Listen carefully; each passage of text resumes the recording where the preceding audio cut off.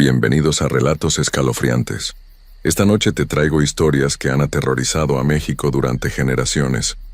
Brujas y encuentros sin explicación. Antes de comenzar, más de la mitad de ustedes aún no están suscritos. Quiero pedirte un favor. Si te gusta el terror, suscríbete y deja tu like. Es gratis y me ayudas muchísimo a seguir trayéndote más historias como estas. Ahora sí, comencemos.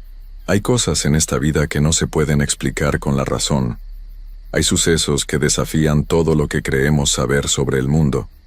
A veces, cuando el sol se esconde y la oscuridad toma las calles, hay fuerzas que despiertan, fuerzas que han estado ahí desde hace siglos esperando.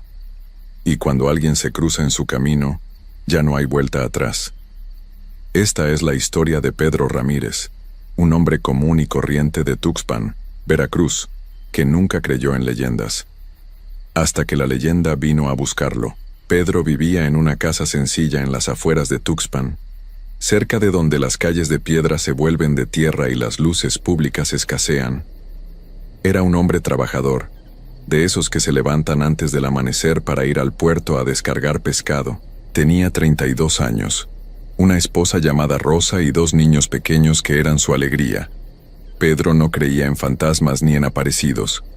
Para él, esas eran historias que los viejos contaban para asustar a los niños.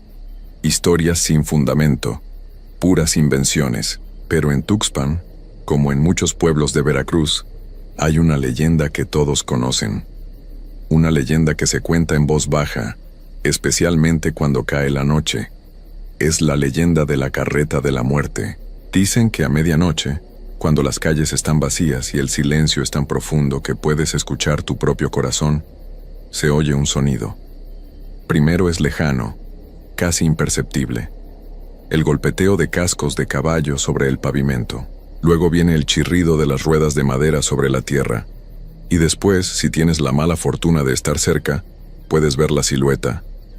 Un caballo negro como la noche más oscura, arrastrando una carreta antigua. Y en esa carreta va la mismísima muerte, recogiendo las almas que le corresponden. Los viejos del pueblo decían que quien escuchaba la carreta pronto recibiría una visita, que la muerte había puesto su ojo en esa persona, y quien tuviera la desgracia de verla directamente a los ojos, bueno, esa persona no tenía más que días contados. Pedro se reía de esas historias. Las consideraba cosas de gente sin educación, de personas que se aferraban a creencias del pasado. Él era un hombre moderno, un hombre de razón. Todo cambió una noche de octubre. Era jueves. Pedro lo recuerda perfectamente porque al día siguiente tenía que madrugar más de lo normal. Había llegado tarde a casa después de ayudar a un amigo a reparar su lancha. Rosa ya estaba dormida con los niños. La casa estaba en silencio. Pedro se preparó algo de cenar, se sentó en la pequeña sala a ver un rato de televisión, y cuando miró el reloj en la pared, marcaba las 11:40 de la noche. Se fue a la cama sin darle mayor importancia. Cerró los ojos, pero el sueño no llegaba. Había algo en el ambiente, algo que no podía identificar. Una sensación extraña, como si el aire se hubiera vuelto más pesado, como si algo invisible estuviera observándolo. Trató de sacudirse esa sensación tonta de encima. Era solo cansancio, se dijo a sí mismo. Solo necesitaba dormir. Entonces lo escuchó. Al principio pensó que era su imaginación, un sonido distante, casi como un eco. Pero se fue haciendo más claro, más cercano. Era el sonido inconfundible de cascos de caballo. Rítmico, constante, acercándose por la calle desierta. Pedro frunció el ceño. Era extraño. En ese barrio nadie tenía caballos. Nadie pasaba con animales a esas horas. Se incorporó en la cama, aguzando el oído. Rosa seguía profundamente dormida a su lado. El sonido se acercaba más. Ahora podía escuchar también otro ruido. El chirrido agudo de ruedas de madera girando, como si fueran viejas, desgastadas. El tipo de ruedas que ya no se usaban. El tipo de ruedas de las carretas antiguas que solo había visto en museos o en fotos viejas. El corazón de Pedro comenzó a latir más rápido. No era posible. No podía ser lo que estaba pensando.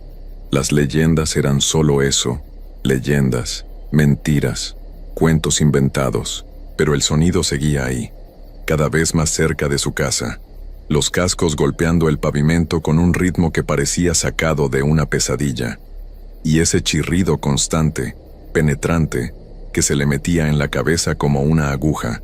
Pedro se levantó de la cama con cuidado de no despertar a Rosa. Se acercó a la ventana que daba a la calle.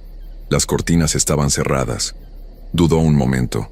Parte de él quería volver a la cama, taparse la cabeza con la cobija y fingir que no había escuchado nada. Pero la curiosidad era más fuerte. Necesitaba saber qué estaba pasando. Con mano temblorosa separó ligeramente las cortinas y miró hacia afuera. La calle estaba oscura. Las pocas luces públicas que había estaban apagadas, como si alguien las hubiera desconectado a propósito. Solo había la luz tenue de la luna, que apenas iluminaba las siluetas de las casas vecinas. Todo parecía normal, vacío, silencioso. Pedro empezaba a sentirse tonto. Quizás había soñado todo. Quizás su mente le había jugado una mala pasada. Estaba a punto de soltar la cortina cuando lo vio. Su sangre se congeló. Ahí, al final de la calle, emergiendo de entre las sombras, había algo moviéndose. Al principio era solo una mancha oscura, pero mientras se acercaba, la forma se volvía más clara. Era un caballo. Un caballo completamente negro. Tan negro que parecía absorber la poca luz que había. El animal se movía con un trote extraño, mecánico, como si no fuera un ser vivo, sino algo movido por fuerzas que no pertenecían a este mundo. Y detrás del caballo, arrastrándose sobre la tierra, venía una carreta. Una carreta vieja, destartalada, que parecía hecha de madera podrida. Incluso desde la distancia, Pedro podía ver que estaba cubierta de musgo y tierra, como si hubiera salido directamente de una tumba. Las ruedas giraban con ese chirrido insoportable que le taladraba los oídos.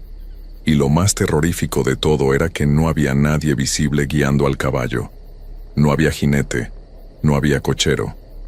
El caballo simplemente avanzaba solo, arrastrando su carga hacia algún destino desconocido.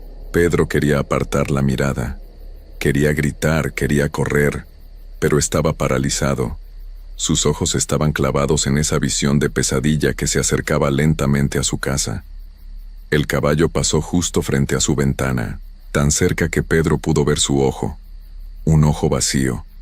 Un ojo que no reflejaba vida. Un ojo que parecía un pozo sin fondo. Y en ese momento, Pedro supo con absoluta certeza que lo que estaban contando los viejos era verdad. La carreta de la muerte era real. Y acababa de pasar frente a su casa. La carreta siguió su camino calle abajo, alejándose lentamente con ese mismo sonido escalofriante. El chirrido de las ruedas se fue haciendo más débil, más lejano, hasta que finalmente desapareció en el silencio de la noche. Pedro se quedó ahí parado frente a la ventana, temblando de pies a cabeza. El sudor le corría por la frente a pesar de que la noche era fría. Sus manos estaban heladas. Su respiración era agitada, como si hubiera corrido durante horas. Se apartó de la ventana y se dejó caer en el borde de la cama. Rosa se movió un poco, pero no despertó. Pedro la miró y sintió una oleada de miedo que le recorrió todo el cuerpo. Recordó lo que decían los viejos. Quien escuchaba la carreta recibiría una visita pronto, y quien la veía con sus propios ojos no tenía mucho tiempo. Las palabras resonaban en su cabeza como campanas de funeral. No podía ser cierto. Tenía que haber una explicación lógica.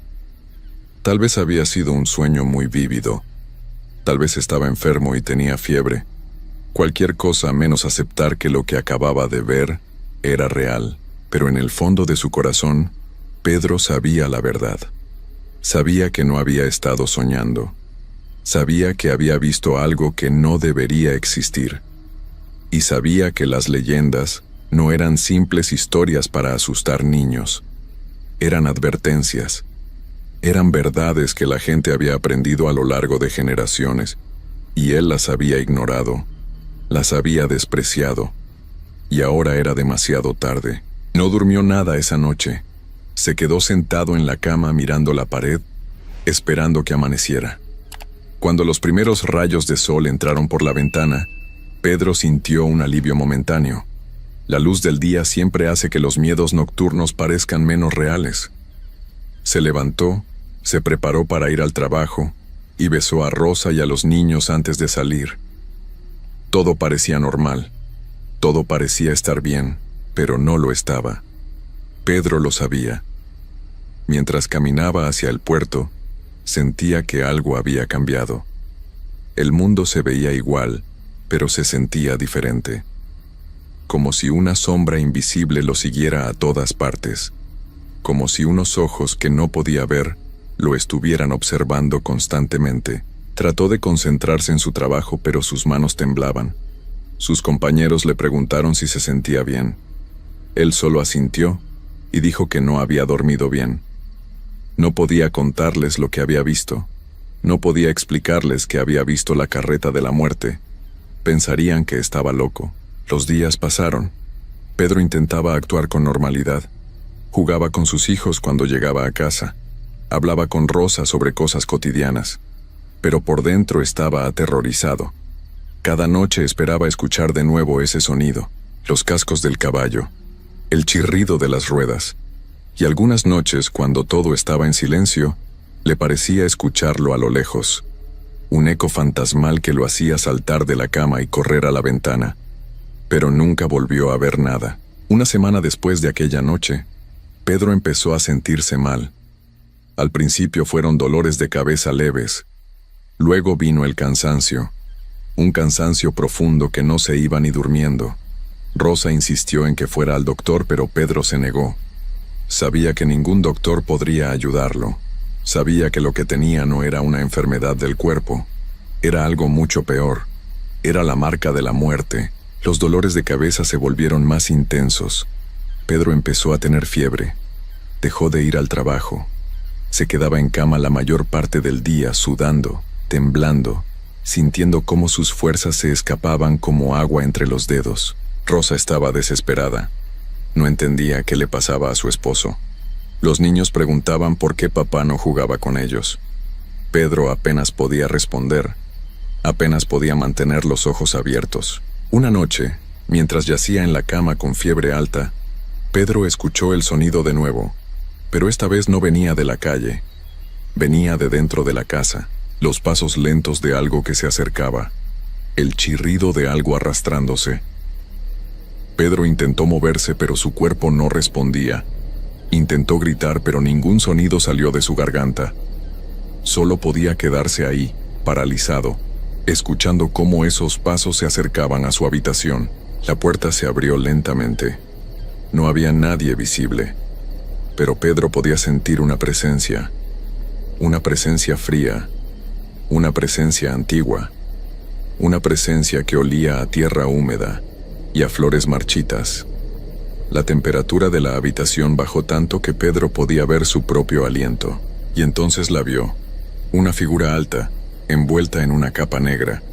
No tenía rostro, solo oscuridad bajo la capucha, y donde deberían estar sus manos, había huesos blancos que brillaban tenuemente en la oscuridad. La figura se acercó a la cama. Pedro quería rogar, quería suplicar, quería pedir más tiempo con su familia, pero sabía que era inútil. La muerte no negocia. La muerte solo cobra lo que le pertenece. La figura extendió su mano huesuda hacia él. Pedro sintió un frío terrible en el pecho. Un frío que le atravesaba el corazón como miles de agujas de hielo. Rosa despertó de golpe al escuchar un ruido extraño. Era un gemido débil que venía del lado de Pedro. Encendió la luz rápidamente y lo que vio la llenó de terror. Pedro tenía los ojos muy abiertos, mirando hacia un punto fijo del techo. Su boca estaba abierta como si hubiera querido gritar, pero no hubiera podido. Su rostro estaba pálido, casi gris. Rosa lo sacudió. Gritó su nombre, pero no hubo respuesta. Pedro se había ido. Los doctores dijeron que había sido un paro cardíaco súbito, que a veces pasaba con gente joven sin ninguna razón aparente, que era una tragedia inexplicable. Pero los viejos del pueblo sabían la verdad. Cuando escucharon la historia, cuando Rosa les contó entre lágrimas que Pedro había estado actuando extraño la última semana, cuando mencionó que él había dicho algo sobre escuchar cascos de caballo en la noche, los viejos solo movieron la cabeza con tristeza. Ellos sabían lo que había pasado. La carreta de la muerte había venido por Pedro. Y cuando la muerte llama, no hay escapatoria. Dicen que todavía hoy, en las noches sin luna en Tuxpan y en otros pueblos de Veracruz, se puede escuchar ese sonido, el golpeteo de cascos sobre el pavimento, el chirrido de ruedas antiguas. Y si tienes la desgracia de escucharlo, más vale que te encierres en tu casa, que cierres bien las cortinas, que reces si sabes hacerlo, porque la carreta de la muerte sigue recorriendo las calles oscuras, sigue buscando almas que recoger. Y si te toca a ti, si te ve con esos ojos vacíos, entonces ya no hay nada que hacer. Solo esperar. Esperar a que venga a buscarte. Porque la muerte siempre cobra lo que le corresponde. Siempre. La familia de Pedro nunca se recuperó completamente. Rosa tuvo que mudarse con sus padres para poder criar a los niños. La casa donde vivían quedó abandonada. Los vecinos dicen que a veces, en ciertas noches, se escuchan ruidos extraños que vienen de ahí, como si algo estuviera esperando, como si algo se hubiera quedado atrapado entre este mundo y el otro. Nadie se atreve a acercarse después del anochecer, y así termina la historia de Pedro Ramírez, el hombre que no creía en leyendas hasta que fue demasiado tarde, el hombre que vio la carreta de la muerte y pagó el precio más alto. Su historia se cuenta ahora en voz baja, igual que se contaban las historias que él despreciaba. Se cuenta como advertencia. Se cuenta para que otros no cometan el mismo error. Porque hay cosas en este mundo que van más allá de nuestra comprensión. Cosas que existen en las sombras. Cosas que esperan pacientemente a que caiga la noche para salir a reclamar lo que les pertenece. Y si alguna vez, en una noche oscura y silenciosa, escuchas el sonido de cascos acercándose, si escuchas el chirrido de ruedas viejas arrastrándose por la calle, no salgas, no mires por la ventana, no intentes ver qué es, porque algunas cosas es mejor no verlas, algunas cosas es mejor dejarlas pasar de largo, y rezar para que sigan su camino y te dejen en paz, porque si la carreta de la muerte se detiene frente a tu casa, entonces ya no hay esperanza. Solo queda esperar el final. A veces las tradiciones de nuestros abuelos tienen más verdad de lo que queremos aceptar. Hay cosas en este mundo que la razón no puede explicar, y mientras más tratamos de buscarles sentido, más nos damos cuenta de que hay fuerzas que escapan a nuestro entendimiento. Esta es una de esas historias que te hacen cuestionar si lo que llamamos superstición es realmente solo eso, o si nuestros ancestros sabían algo que nosotros hemos olvidado en nuestro afán por explicarlo todo con la ciencia y la lógica. Lo que vas a escuchar sucedió en un pequeño pueblo cerca de Coatepec, Veracruz, hace no muchos años. Y aunque te parezca increíble, cada palabra está basada en testimonios reales de personas que vivieron los hechos. Pedro Ramírez era un hombre de campo nacido y criado en las montañas de Veracruz, en una pequeña comunidad donde todos se conocían desde hace generaciones. Tenía 32 años, una familia que mantener, y trabajaba desde niño en los cafetales que rodeaban el pueblo. Era un hombre práctico, de esos que no pierden tiempo en fantasías ni creencias sin fundamento. Siempre se había burlado de las historias que contaban los viejos del pueblo, esas leyendas sobre espíritus y criaturas sobrenaturales que según ellos habitaban en los montes y cafetales. Para Pedro, todo eso no era más que cuentos para asustar a los niños o excusas de borrachos para justificar sus andanzas nocturnas. Su madre, doña Carmela, era todo lo contrario. Ella sí creía en las señales, en los presagios, en las tradiciones antiguas que se habían transmitido de boca en boca durante siglos. Una de las cosas que más le preocupaba era el canto de cierta ave nocturna que a veces se escuchaba en el pueblo. Cuando el tecolote cantaba cerca de alguna casa, doña Carmela se persignaba 3 veces y encendía una veladora. Decía que ese pájaro era un mensajero, que su presencia nunca traía nada bueno, que cuando aparecía era porque algo terrible estaba por suceder. Pedro siempre se reía de eso. Le decía que era solo un animal buscando comida nada más. Pero doña Carmela insistía.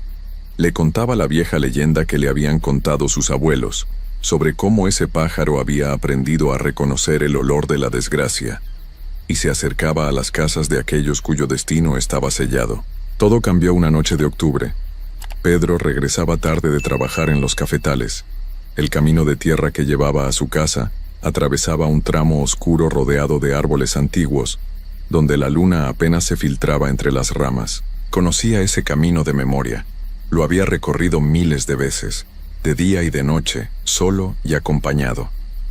Nunca le había dado miedo. Esa noche, sin embargo, algo era diferente. El aire estaba extrañamente quieto, como si el bosque entero estuviera conteniendo la respiración. No se escuchaban los grillos ni las ranas, ninguno de los sonidos normales de la noche. Solo un silencio pesado, incómodo, que le erizaba la piel sin saber por qué. Entonces lo escuchó. Un canto penetrante que cortaba el silencio como un cuchillo. No era el ulular común de un búho. Era algo distinto, más agudo, más insistente. Un sonido que parecía repetirse una y otra vez con una regularidad perturbadora. Pedro se detuvo en seco. El sonido venía de algún lugar cercano, quizás de las ramas sobre su cabeza.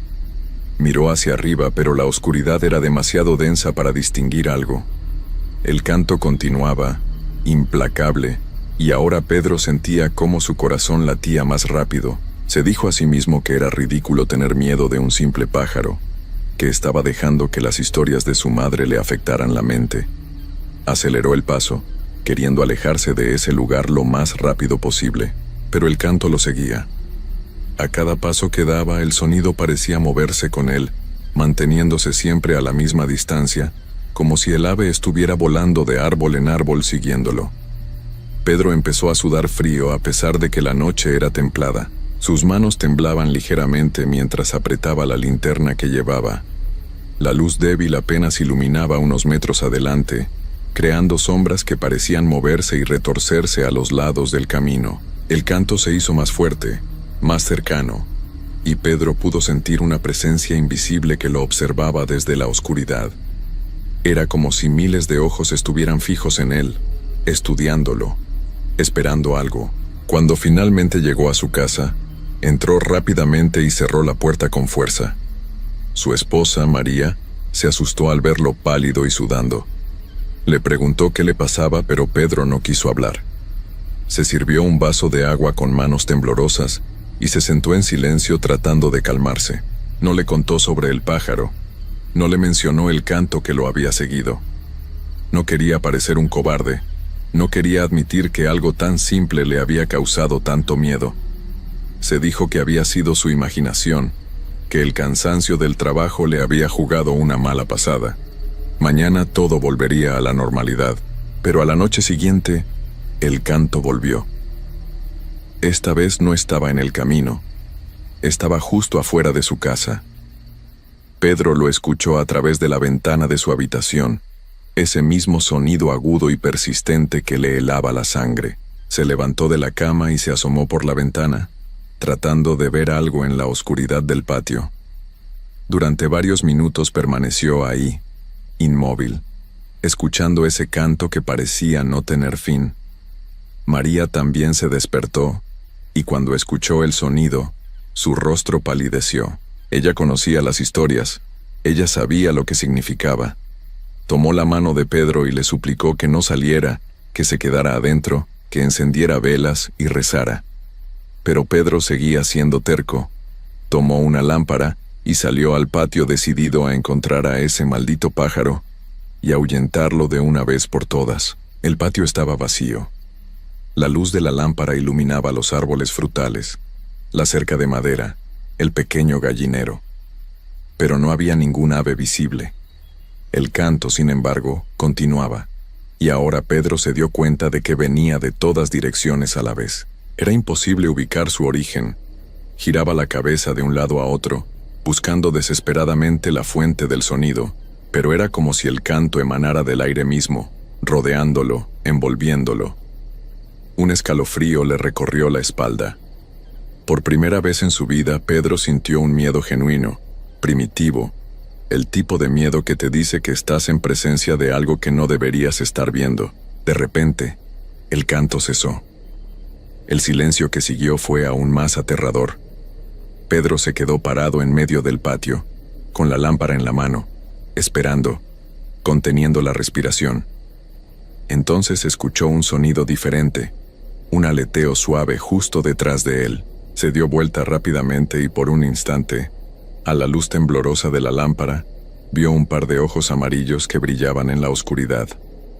Eran enormes, fijos en él con una intensidad que no parecía natural. No era la mirada curiosa de un animal, era algo distinto. Esos ojos lo observaban con una inteligencia escalofriante, como si supieran algo sobre él que ni él mismo sabía. Y luego, tan rápido como apareció, la presencia desapareció entre las sombras. Pedro regresó a la casa temblando. Esta vez sí le contó todo a María, quien inmediatamente fue a despertar a doña Carmela. La anciana escuchó el relato en silencio, moviendo la cabeza con una expresión de profunda preocupación. Cuando Pedro terminó de hablar, doña Carmela solo dijo una cosa: el pájaro lo había marcado, había venido por él. Pedro intentó protestar, decir que eso era absurdo, pero las palabras murieron en su garganta. En el fondo, una parte de él sabía que su madre tenía razón. Algo había cambiado esa noche en el camino. Algo oscuro había puesto sus ojos en él. Los días siguientes fueron una pesadilla. El canto aparecía cada noche, siempre a la misma hora, siempre con la misma intensidad. Pedro dejó de dormir bien. Empezó a verse demacrado, ojeroso, nervioso. En el trabajo cometía errores que nunca había cometido antes. Sus manos temblaban constantemente y saltaba al menor ruido. La gente del pueblo comenzó a notarlo. Algunos lo miraban con lástima, otros con miedo, como si fuera contagioso. Doña Carmela pasaba horas rezando, encendiendo velas, pidiendo protección, pero nada funcionaba. El pájaro seguía ahí, noche tras noche, cantando su mensaje de oscuridad. Pedro intentó de todo para librarse de la maldición. Fue con el curandero del pueblo, quien le preparó limpias con hierbas y huevos. Consultó al sacerdote, quien le dio agua bendita y rosarios. Incluso intentó quedarse despierto toda la noche con un machete en la mano, esperando al pájaro para enfrentarlo. Pero nada servía. El ave siempre estaba un paso adelante, siempre fuera de su alcance, siempre presente con su canto que ahora Pedro escuchaba incluso durante el día, resonando en su cabeza como un eco que no lo dejaba en paz. Una semana después de que todo comenzara, Pedro empezó a experimentar algo peor que el canto. Comenzó a tener sueños. No eran pesadillas normales. Eran visiones tan vívidas que al despertar no podía distinguir si había estado dormido o despierto. En esos sueños, veía al pájaro posado en la rama de un árbol frente a él. Era más grande de lo que debería ser cualquier ave, con plumas que parecían absorber la luz en lugar de reflejarla. Sus ojos amarillos lo miraban fijamente, y cuando abría el pico para cantar, Pedro podía ver que dentro de su garganta no había carne ni hueso, solo un vacío negro e infinito que parecía querer tragárselo entero. Y en esos sueños, el pájaro le hablaba, no con palabras, sino con imágenes que se proyectaban directamente en su mente. Le mostraba cosas terribles, cosas que iban a suceder, cosas que ya habían sucedido en lugares oscuros donde nadie miraba. Pedro despertaba gritando, empapado en sudor, con el corazón a punto de salírsele del pecho.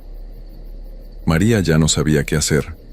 Lo veía consumirse día tras día, convertirse en una sombra de lo que había sido. Intentaba consolarlo, decirle que todo estaría bien, pero las palabras sonaban huecas incluso para ella. Doña Carmela pasaba cada vez más tiempo en la iglesia, rogando por su hijo, encendiendo veladoras hasta que el altar parecía un mar de pequeñas llamas parpadeantes. Pero sus oraciones parecían rebotar contra un muro invisible. El mal que había tocado a Pedro era antiguo, más viejo que las oraciones cristianas, más profundo que cualquier fe. En el pueblo, otros empezaron a escuchar el canto también. Primero fue don Esteban, el vecino de al lado, quien una noche mencionó haber escuchado un pájaro extraño cantando cerca de su casa. 3 días después sufrió un infarto mientras trabajaba en su milpa. Sobrevivió, pero quedó débil, envejecido, como si el ataque le hubiera robado años de vida. Luego fue la familia Méndez, que vivía 2 calles más abajo. Reportaron el mismo canto persistente durante varias noches seguidas. A la semana, su hijo mayor tuvo un accidente en la carretera cuando regresaba de Xalapa. El camión en el que viajaba se salió del camino en una curva.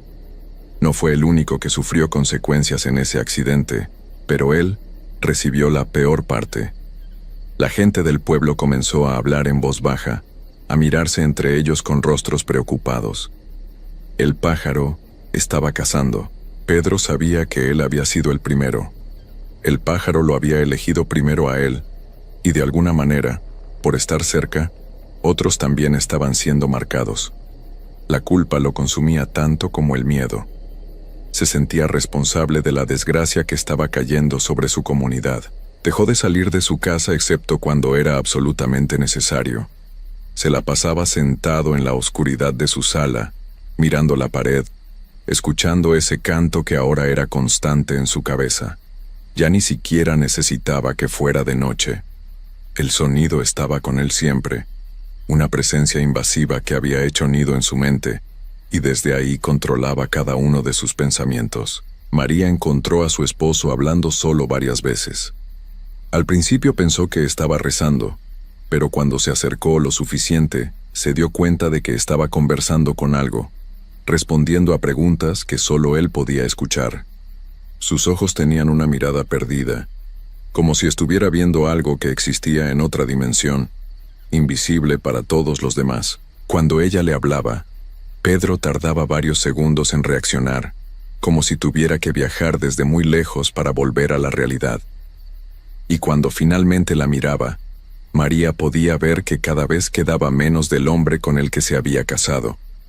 Algo lo estaba consumiendo desde adentro, vaciándolo como se vacía una fruta podrida. El curandero del pueblo, don Chalo, vino a ver a Pedro una última vez. Era un hombre de 70 años que conocía todos los secretos antiguos, todas las curas tradicionales que se habían transmitido por generaciones. Pero cuando entró a la casa de Pedro y lo vio sentado en su silla, el curandero supo inmediatamente que estaba ante algo que escapaba a su conocimiento. El aire mismo alrededor de Pedro estaba pesado, denso, como si una nube de oscuridad lo envolviera. Don Chalo se acercó despacio, con respeto, como quien se acerca a un altar sagrado o a un lugar maldito. Pasó sus manos sobre la cabeza de Pedro sin tocarlo, murmurando palabras en una lengua que ni siquiera María reconoció. Luego se detuvo, bajó las manos y negó con la cabeza. «No hay nada que yo pueda hacer», dijo don Chalo con voz quebrada. «Esto es más grande que mis conocimientos. El mensajero ya ha hecho su trabajo». Cuando se fue, doña Carmela lo siguió hasta la puerta y le preguntó en voz baja qué significaba eso. El curandero la miró con ojos llenos de tristeza y le dijo que se preparara, que pasara todo el tiempo posible con su hijo, que le dijera todo lo que necesitara decirle, porque el pájaro nunca se equivocaba, nunca cantaba en vano, y cuando marcaba a alguien, era porque su tiempo ya estaba contado. Las noches se volvieron interminables para Pedro. Ya no dormía, no podía. Cada vez que cerraba los ojos veía al pájaro, sentía sus garras clavándose en su alma, arrastrándolo hacia abajo, hacia un lugar frío y oscuro del que sabía que no habría regreso. Empezó a ver sombras moviéndose en las esquinas de las habitaciones, figuras que desaparecían cuando giraba la cabeza para mirarlas directamente. Escuchaba susurros, voces que hablaban en idiomas que no conocía, pero que de alguna forma entendía. Y todas le decían lo mismo, que se preparara, que aceptara, que era inútil resistirse. Una madrugada, Pedro se levantó de la cama donde había estado acostado sin dormir durante horas. María se había quedado dormida de puro agotamiento a su lado. Con movimientos lentos, casi mecánicos, Pedro se vistió en silencio. Salió de la habitación, atravesó la sala y abrió la puerta principal. Afuera, La noche estaba tan oscura que parecía sólida. No había luna, no había estrellas, solo negrura absoluta. Y en esa negrura brillaban 2 puntos de luz amarilla. Los ojos del pájaro. Pedro caminó hacia ellos como hipnotizado. Sus pies descalzos pisaban la tierra fría del patio, pero él no sentía nada. Estaba vacío por dentro, hueco, como si todo lo que lo hacía humano hubiera sido extraído dejando solo una cáscara. El pájaro lo esperaba posado en la cerca. Era enorme, mucho más grande de lo que Pedro había imaginado. Sus alas estaban plegadas, pero aún así parecía ocupar más espacio del que debería. Su plumaje era de un negro tan profundo que absorbía la luz, creando un agujero en la realidad. Y sus ojos, esos ojos amarillos que habían perseguido a Pedro durante semanas, brillaban ahora con una intensidad feroz.